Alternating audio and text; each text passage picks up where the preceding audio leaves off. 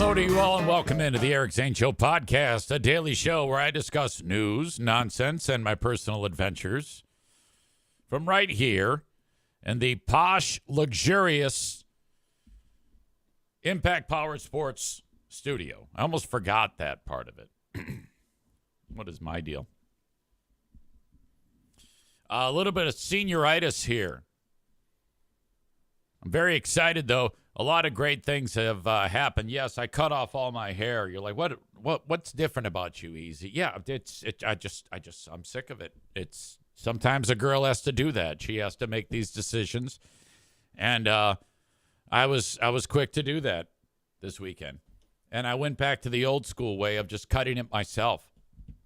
I mean, I love my friends at King's Room Barbershop, but I'm like, look, the OG look is this butch lesbian look that I have going right now. So I'm still happy with it. It just feels good to have it like trimmed down like that. Maureen says I'm cutting mine all off tomorrow. Yeah, that's sometimes great. I feel good about it. So welcome. It was a spectacular weekend, and the big highlight of the weekend was the fact that I showed up at the Meijer store to buy all of the food for the Great Food Giveaway, and everything went as planned. Mike Ball really is wonderful. Him and his family. He's the one who is kind of like, he takes care of so much of the logistics, and in his line of work, as with MB Distributing, the basically wide open in the end zone sole distributor, the best distributor of Little Debbie snack cakes throughout this area. His contacts with the local Meijer store are great. We had dealt with the folks at the Jennison store nearby me, and they were great until they weren't. And then I don't know what happened, but it seemed like everybody there was our word. And it complete catastrophe. Ball dropped badly last year, put us in a bad spot. And Mike Ball ran over to another store in the community of Standale, Michigan, and they were able to help him. So now we spend all our money over there at the Standale Meijer. So Saturday, he says, all right, meet me there. We're going to buy the food. I go, all right. Now, this is all the money that you all gave. In case you don't know, you raised $5,600. And then Mike Ball from MB Distributing gave another $1,000, which I immediately gave that since we had all the food money from you all. Thank you. And I took that $1,000 and I just gave it. I said, hey, Mike gave this. Just use it to buy Team Pink supplies. More on that in a second. All those, the Great Food Giveaways, all the food and all the tampons and all the maxi pads, all that shit. And that $1,000 went a long way, and they purchased 202 boxes of feminine hygiene products. Okay? Then, so Saturday, we go and we buy the food, and it came in way less. Like the cost of the food was way less than what the initial estimate. And I love it when that works out because the initial estimate was $5,577. And it cost $952 less. Less! Fuck, that's amazing. So that means I'm in the parking lot of the Meijer, and I go, hey, there's some more. I call Megan. I go, you got to get this money. So I immediately sent it over to her. And then she went ahead immediately and bought $952 in feminine hygiene products. More. Those arrived today. Now, part of Team Pink got together for Team Twat Off. That was on Saturday. It was Rebecca, who's here, not Becca Shea, but Rebecca, known as Miss Twat-A-Lot.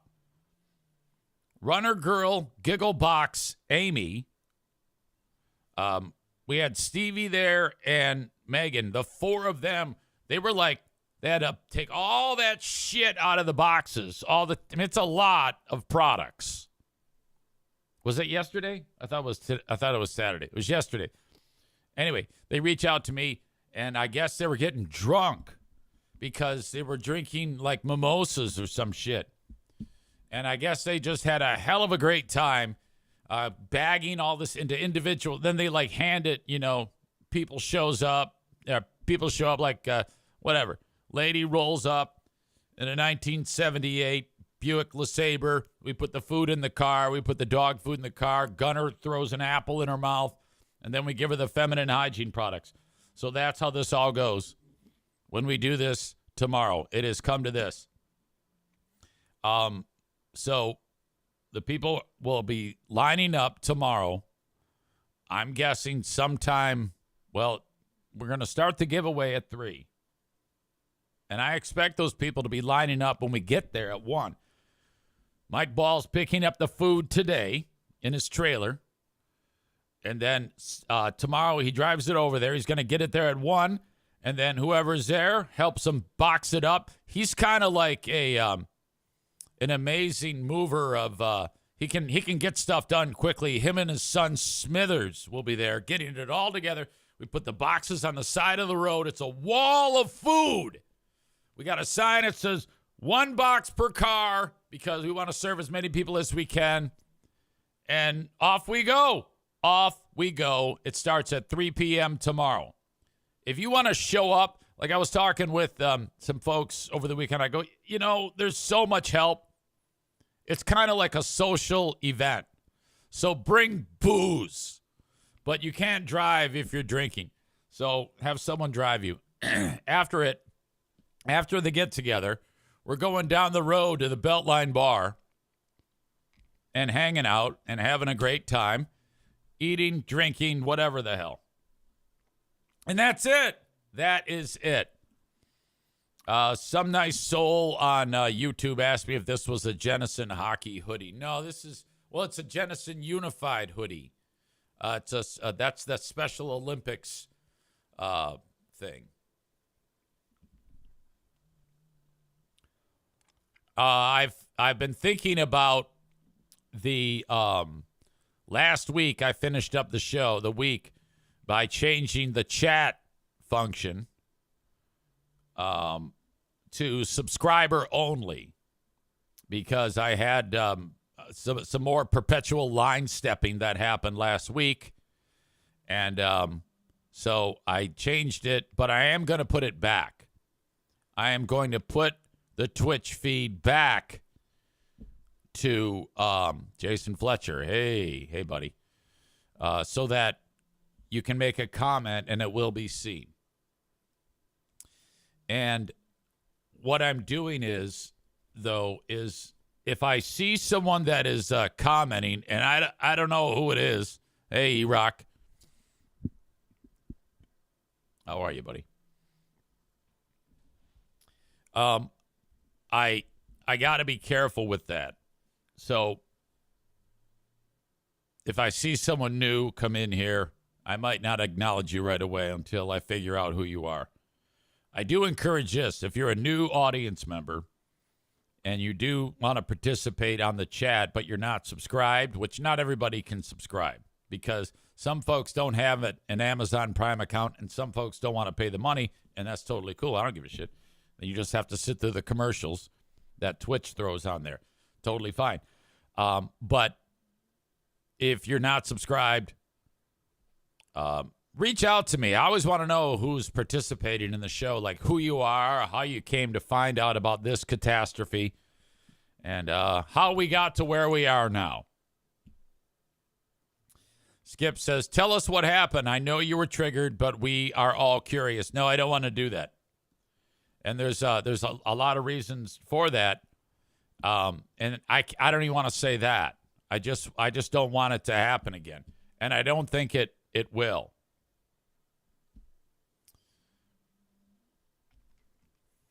Jason Fletcher, 4470. You're new, aren't you? Please tell me about yourself. Reach out to me, Eric, at ericzaneshow.com. Skip did ask about the Eric Zane Show podcast Defector t-shirts, and I do have the Defector t-shirts, but they're not ready to go public yet. So that's a great thing. I'm glad. I was just working on that before the show started. So Jason, yes, getting back to you. Send me an email, Eric at ericzaneshow.com. I want to know who you are. I want to get to know you. I like to know each and every person who is part of this show. Skip says, I didn't mean to steal your thunder. No, you did not. That was a good reminder. I wasn't even going to talk about it, but since you brought it up, I do have it. Jason says, I've been listening to you one way or another for the last 10 to 15 years. Holy cow. All right, so it isn't active yet, but the Defector t-shirts, let's see, will look like this. Hang on a second. This is the back end. I'm going to publish it just for the 1 second that I'm talking. When it's ready to go, and it's not, the t-shirt looks like this. Now, what I love about the t-shirt platform, you see all these colors? You can pick any one of these colors for the t-shirt to be. I like this maroon. It looks good. But any one of these, I think look nice. And so there you have it. That's the front.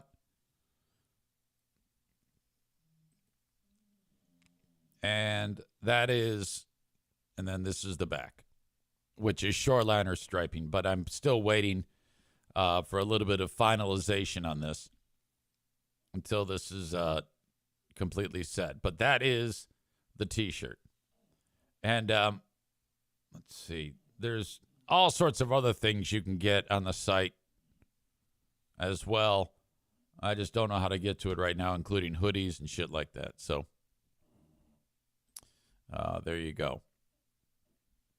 Oh, thanks. Okay. Sorry, now I'm distracted. I don't want that available right now, so I want to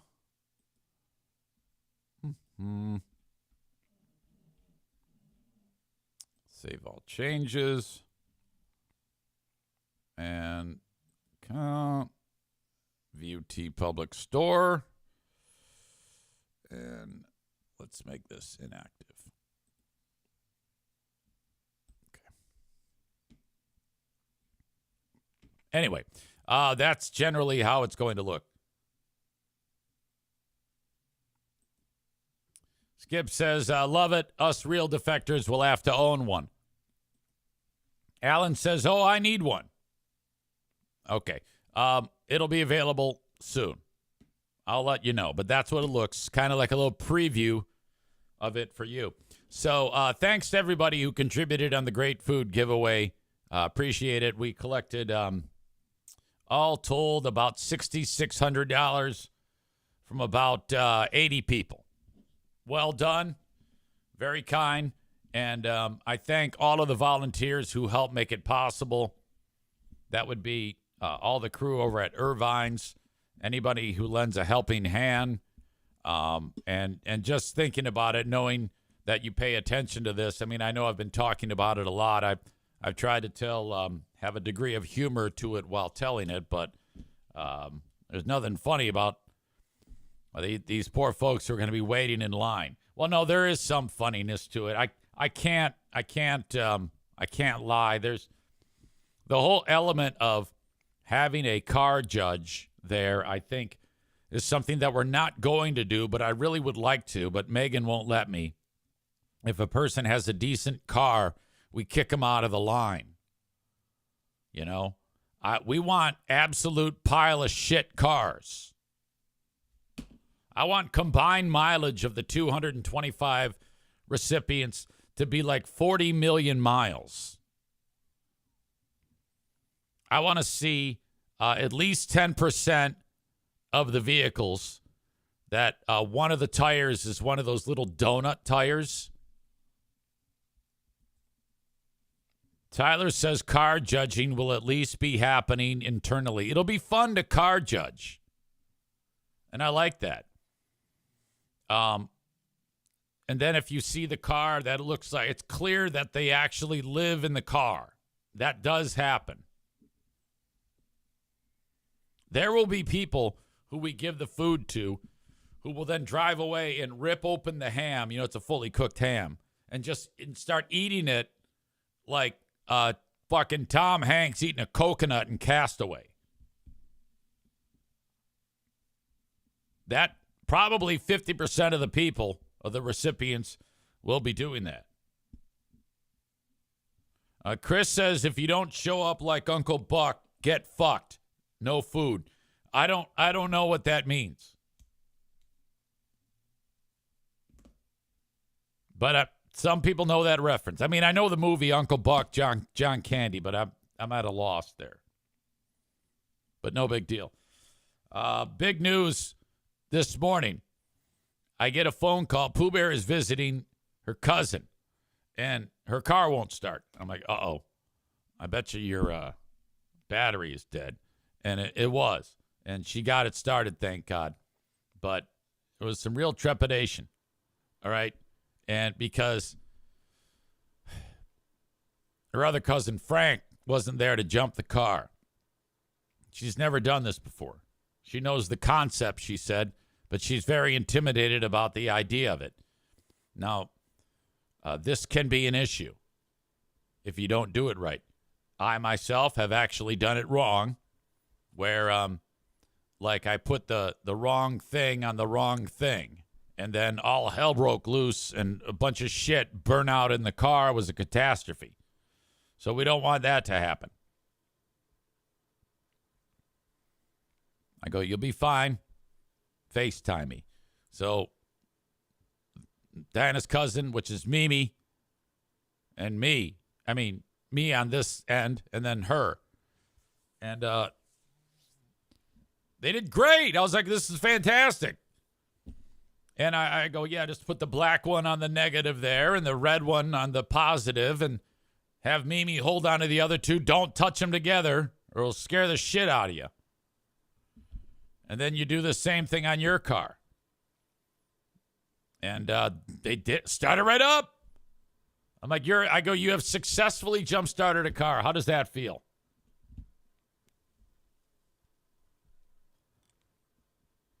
Chris, with some bad advice, he says red to black, black to red makes you dead. Okay, no, that's actually good advice. Red to black, black to red makes you dead. Megan's with some instructions for our volunteers tomorrow. Park across the street at the UAW. Yeah, they'll be breaking people's kneecaps inside of there.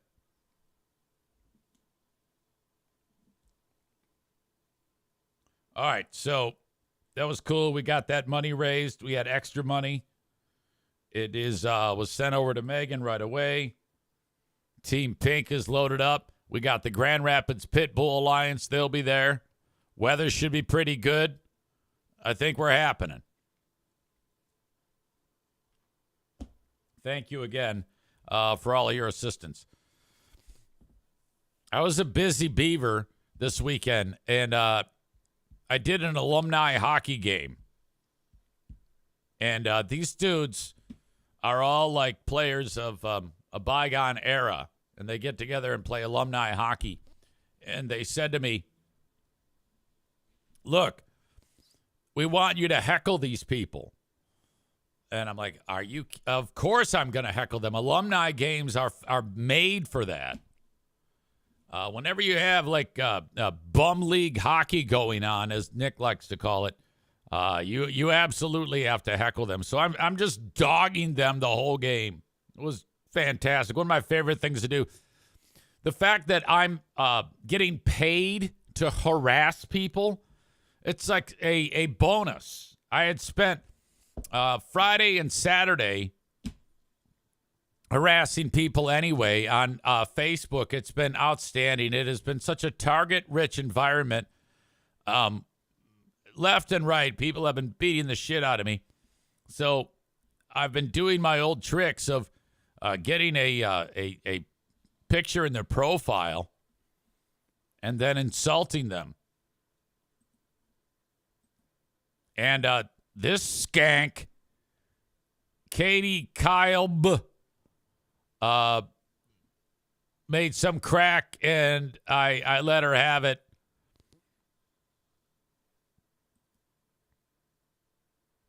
Referred to me as truly pathetic. LMAO. Lord, I hope you don't have a daughter. This is one you'd have to see. So I'll include it in the show notes. I wrote, I do. Please don't steal them and bake them in a pie.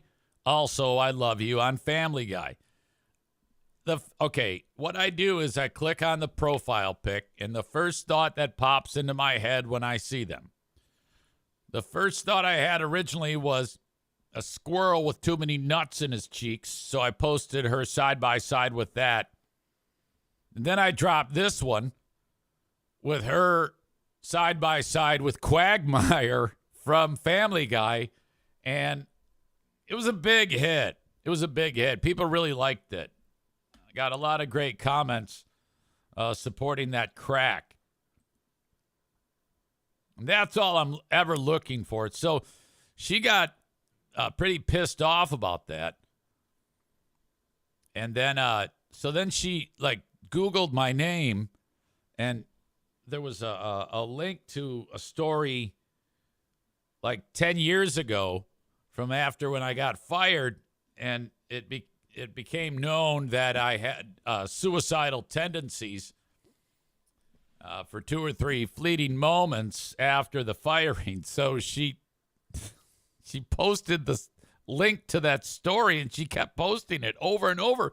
And I'm like, I don't care. Who gives a shit? And that was her big thing, to get back at me. And someone said, people were like, oh, man, I can't believe she's doing that. I go, it doesn't bother me. I mean, who cares? She's probably pissed off because I said she looks like Quagmire.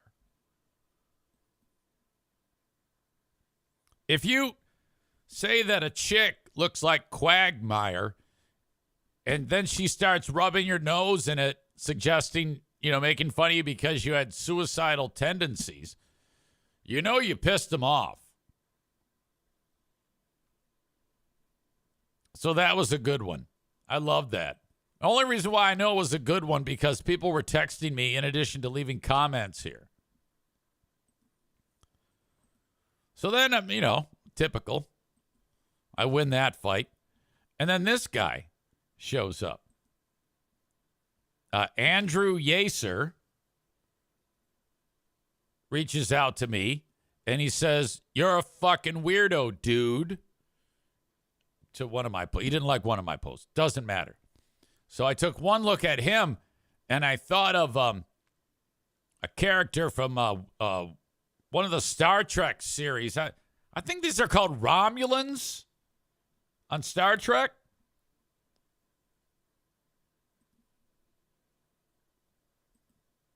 Because of this dude's his appearance and but he thought I was making fun of his hair.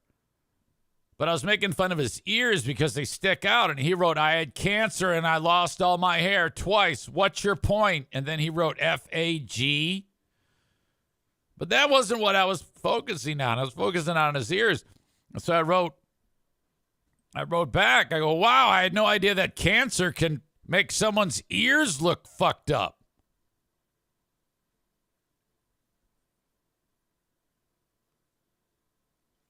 Chad writes, easy is the people's champ. These bring me so much joy.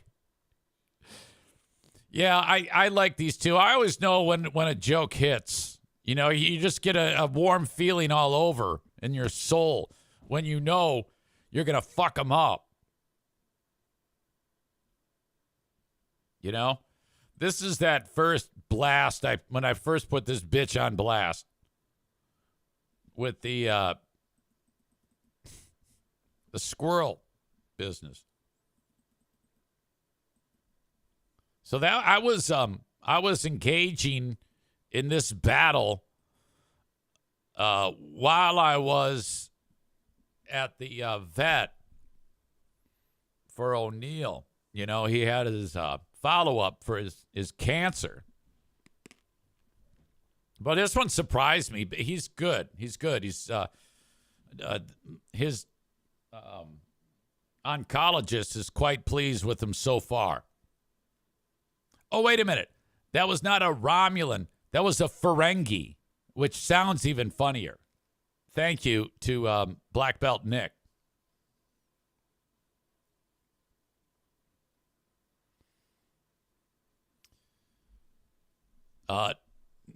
Nick writes, the Humpty Dumpty looking vape salesman was my favorite of all of these.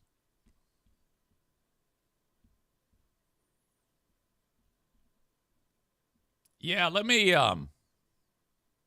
show you that one. It's this guy. He wrote, Zane sucked. And I wrote, you know, things are rough when a guy who looks like an ex-con tells you what's up. I think this is the dude you're talking about, Nick. And he does look like, he looks like an ex. He reminds me of like White Boy Rick, this dude. And then he had another comment. Good one. Lame ass dude. I see why FB and HW dumped you. Then I zoomed in on his ear, and I said, what's up with your ear? Did your dad hold your head down on the stove like Teddy from Stand By Me? I think that's the one that you're referring to. The halfway house guy. Yes, that was him. I can't do much, but I do well in this arena. Don't let me get if you piss me off, all right, and you get on my bad side, and then I get a look at you, okay, it's a problem. It's going to be a problem for you. This is why it's very important to be nice to me. I will love the hell out of you, but if you become an adversary, it's going to be a problem. It is going to be a problem for you. You are not going to be victorious in this.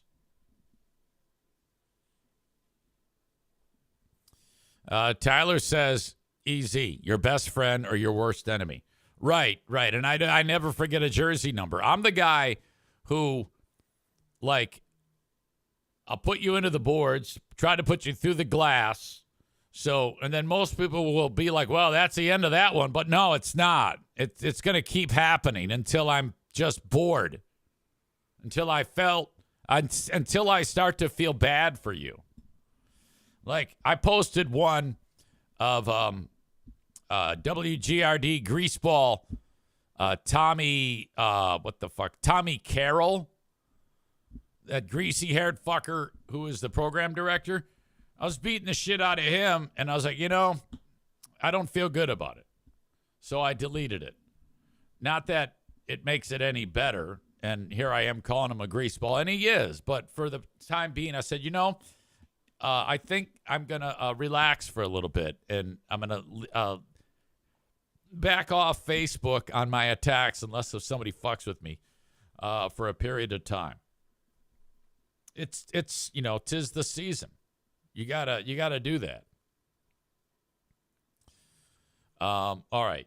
So anyway, getting back to this oncology appointment, O'Neill goes there, and he's so charming.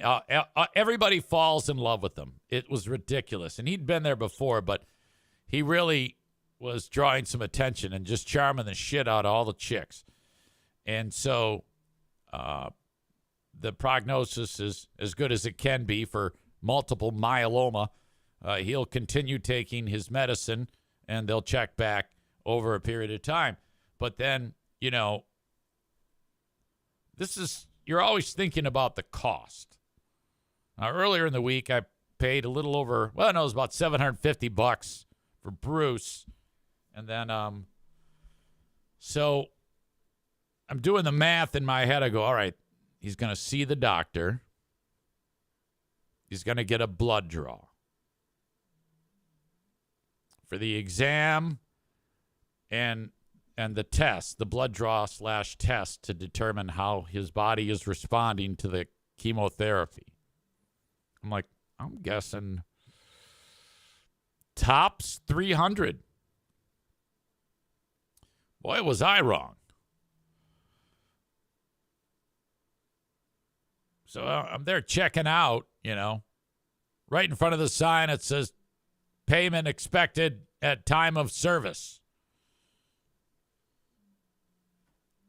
And that came back to a harsh 990. 990. What the fuck? We're talking now the last few months. I think I'm averaging 16, 17 a month now. That one really, really, I'm like, oh no. Look at that. Oh.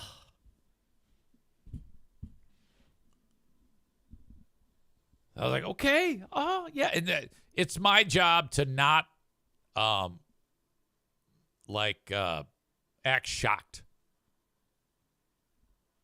They go, okay, your total will show in front of you. And I'm like, yes, it does. I'm trying not to throw up. And I'm like, oh, okay. Pull out I'm shaking. And I'm just trying to keep it cool, Pay the thing, then I leave. Alan says the FBI needs to investigate your vet. Well, this is a different vet, though. The vet with Bruce was one vet. That's the regular vet. This is the specialized care.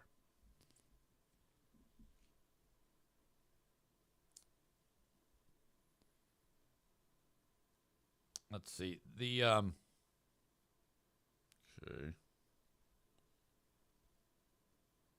The info on the bill.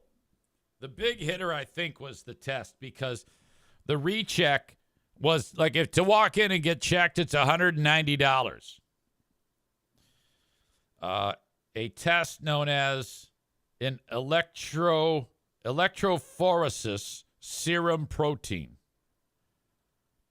That test is $566.25. Then it says CBC Oncology in Clinic. I don't know what that is. That's $189. A prescription, $42.25. That totals $987.50. Sales tax, $2.54. Grand total, $990.04. Ugh.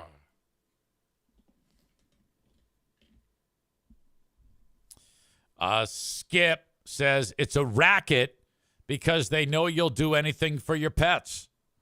My ex-wife works for an emergency vet.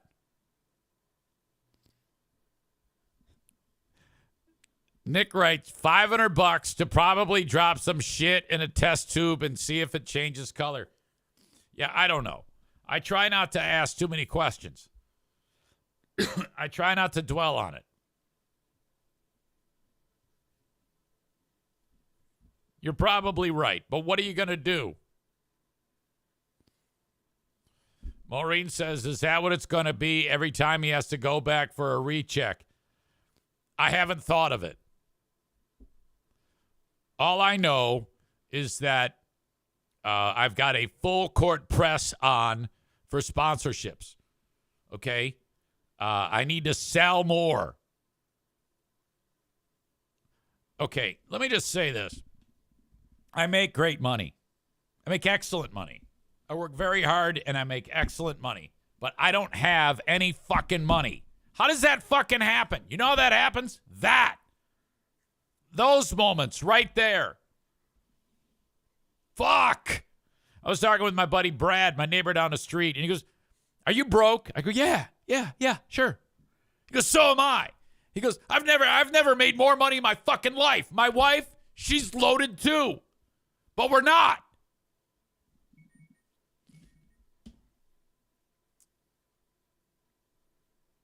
Dan is here.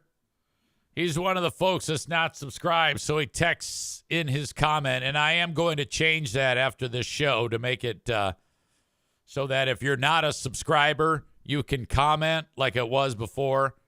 I've settled down, and I am going to allow that again. And I'll just leave it there. Dan writes,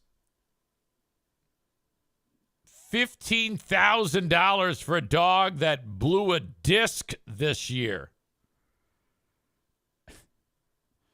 I'm trying to sign in with Amazon Prime, and it won't do it on my phone. I think you got to do it from a desktop. You're right.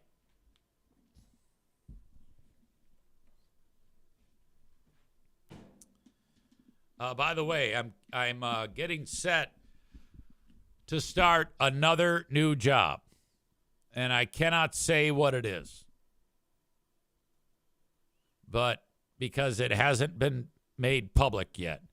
But I am going to start another new job very, very soon. It is confirmed. It's a done deal, and I'm excited about it. And it just crept in on me. Tyler says, what industry is it in? It's in podcasting / broadcasting. I'll just say broadcasting, but it's not radio. There's nothing radio related. Skip says, I feel like I do not have to sign in every month with Amazon. Anyone else have that too? David says, you may need 2 new jobs with those vet bills. Yoda World says, you can still talk. It just costs loyalty points for now. I don't even know what that is. You guys know more about this platform than I do. Wenji says, which I think is Ben W., how much for a sponsorship where it's just a glamour shot of my fat face? I will wear a jean jacket with the collar flipped up and everything.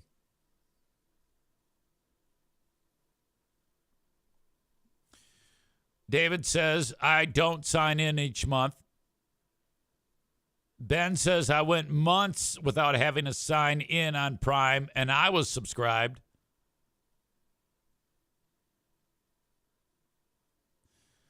Tyler says, damn, I paid $8 for nothing. I have 550,000 of those points. How the fuck do you use those points?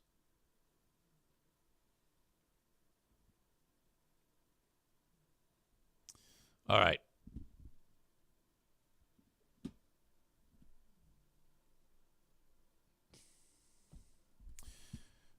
Where was I now? I want to talk about several things today. And by the way, I have the staff meeting for the radio station coming up in about 15 minutes or so. I want to get to the football game yesterday. The Lions lost again. Joe Martinez called me to fuck with me, or he texted me to fuck with me. And he pissed me off so bad because today is his cancer surgery. They're removing his prostate. He pissed me off so bad yesterday while making fun of the Lions that I actually said to him, hey, asshole, you're making me want to root for cancer. Shut the fuck up.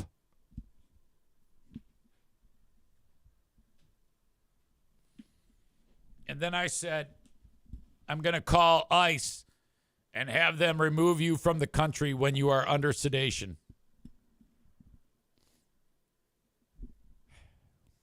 Fuck, man. So, by the way, there is a chance that they can get into the playoffs, but there's also a chance that they could wind up in actual last place in the division.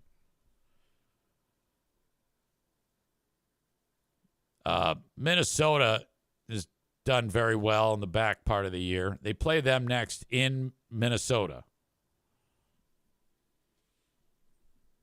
If they lose that game, they're 8-8, and then they got to travel to Chicago, who's red hot. So there's a chance that they could finish in last place in the division. You know what's weird about that is you look at the Lions, it's clear now that, well, there's a lot of problems with what happened to them this year with the defensive backfield being decimated, Kirby Joseph and Brian Branch. Whatever. I don't know. But what it looks like on paper is you get rid of the offensive coordinator, who now has won 11 games and lost 4, red hot, leading the division. The Lions, on the other hand, with their offensive coordinator, they made him stop calling offensive plays. They made him a chaperone. And now they're shit. What a fucking bummer. Allen says, but no JJ. Look, man, I don't think it matters at this point.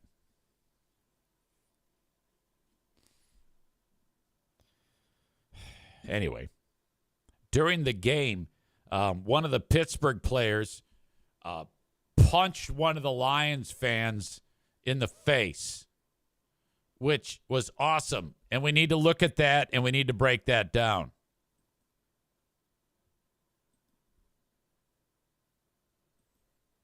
The guy's name is DK Metcalf, and this fan is talking to him. DK Metcalf had mixing up with someone in the stands. And then he punched a guy in the face. And that not going to have great consequences for the Steelers and Metcalf. He just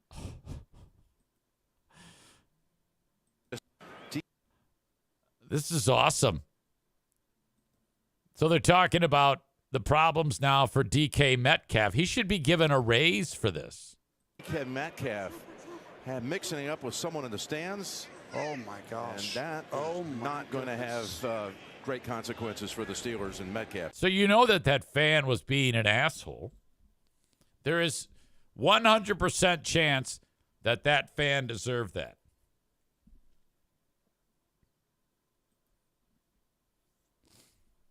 But everybody's,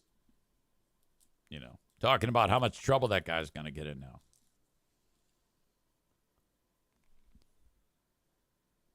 Allen says DK Metcalf is the last guy you want to get punched by. Yeah, he's pretty powerful.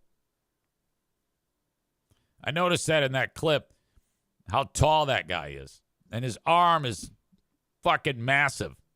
Getting hit by that guy. Tracy Wolfson was on the sidelines for this game. She had comments. I was watching it, and he came over because the fan in the stands was holding a 4 Pittsburgh jersey. He went over, and the fan said something to him, obviously. Metcalf did not like what he said, and you saw the swipe there. No Steelers came over to him and mentioned anything. We'll see if the league takes action, guys. I think there's about a 100% chance of that. Well, It's fucking great.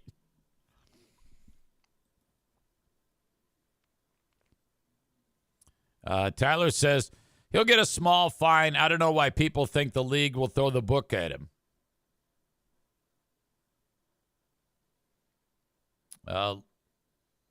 Bob says players have to keep their hands off the fans. Disagree. Fans have to not be assholes. IMKO says allegedly the fan called him by his real name, Decalen Zacharias Metcalf. I want the fans to hit more players.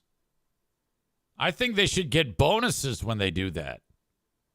And depending on who you hit can actually help you. Ben Glaze says the fan claimed he called him by his full legal name, and that's why he threw the punch. I'm guessing there was something worse. Branch got kicked out for fighting with an opposing player. Yeah, so, how about don't be an asshole to the player? How about just not think that you have, you can say whatever the fuck you want to these people? How about show some fucking respect?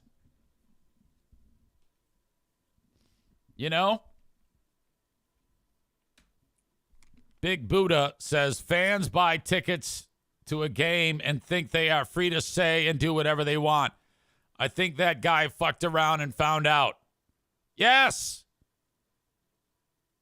We need more of that, but I want players who are that big and that strong doing it to like a child or an elderly lady or, kid in a wheelchair. Just to you got to, that's the opposite thing is kind of like when you get to prison and you got to go after the big guy and take him out to kind of set the precedent. If you're the football player, you got to go ahead and flip the kid out of his chair and see him bounce his head off the fucking steps a few times. Punch a baby that's in like a stroller or a car seat. A Spartan kick grandma. That'll real quickly, that message will get heard real quickly, and then the players get bonuses.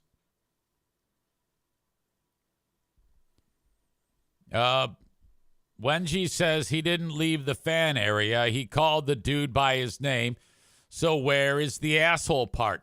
Well, let's just assume, though, that that's true, that he called him by his real name. What if, he's wearing Lion colors, so he's a Lions fan.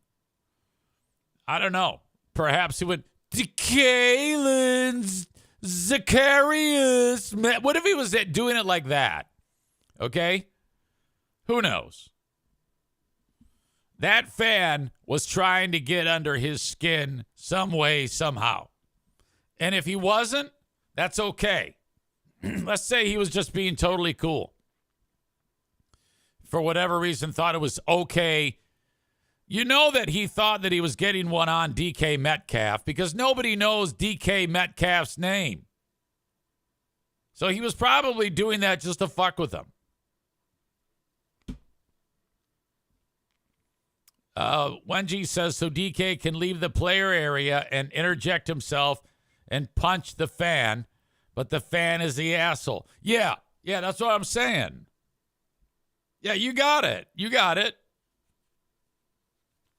The benefit of the doubt goes to the player always. Because the last thing the players care about, that they want to care about, is something going on in the stands. So I am fully supportive of DK Metcalf. And if you're the commissioner of the league, you say, after further review, we are giving DK a bonus for his efforts. Red Bull Brain Chris says, we used to screw with the linemen on the Rampage back in the day all the time. The dude wanted to kill us. Yeah, you got to be careful. You don't want to get in the face of a guy who's that big and strong. Murder Lover Linda is here, and she said that the player, DK, should have PR training on how to handle fans like an adult. No, he handled it perfectly.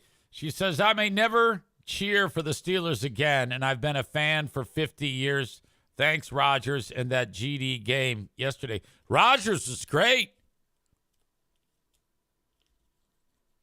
He is still intensely effective.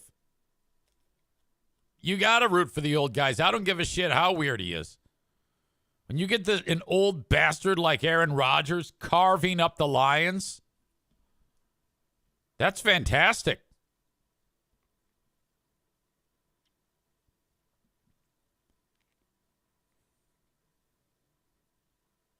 Skip says, I was kicked out of a Rampage game back in the day for messing with the players. I'm the reason you can't have tops on your 20-ounce pop bottles.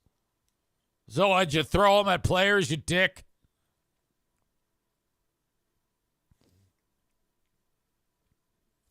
So that was, and then the game ended weird. The Lions sucked the whole game, all right? And then with 5 minutes to go, they tried to try. They scored one late, and then Pittsburgh tried to fuck it up. Lions had it at the 1-yard line, scored a touchdown, penalty. Backs them up. Okay, let's try it again. Another penalty. Backs them up. All right, now we're going to try it again. Final play of the game. The receiver for the Lions, St. Brown, he ran up to the defender and, shoved him as hard as he could. Clear violation of the rules. He catches the ball, and he's still not going to get a touchdown, even though that happened. So he's getting tackled. He pitches it to Goff. Goff goes in, catches it, goes in for a touchdown. Oh, my God, but there's flags. Lions fans oh, well, it's either a touchdown for us or it's pass interference on them. No, everybody in that arena, in that facility knew it was going to go on St. Brown. And that's it. Detroit can still get into the playoffs somehow, but I like the idea, actually, of them coming in last place. I think that would be, I think they need that. They need to lose to Minnesota and then get, annihilated by Chicago, because they annihilated Chicago earlier in the year. So, Ben Johnson's going to run up the score. And then they can finish in actual last place. Oh, my God, it'd be so embarrassing. But they can also still get into the playoffs. If they win those last two games, and then the Packers lose their last two games, and then if the San Francisco 49ers lose one of two, the Lions are in. Thank you for being here. It's time for the staff meeting. I'll talk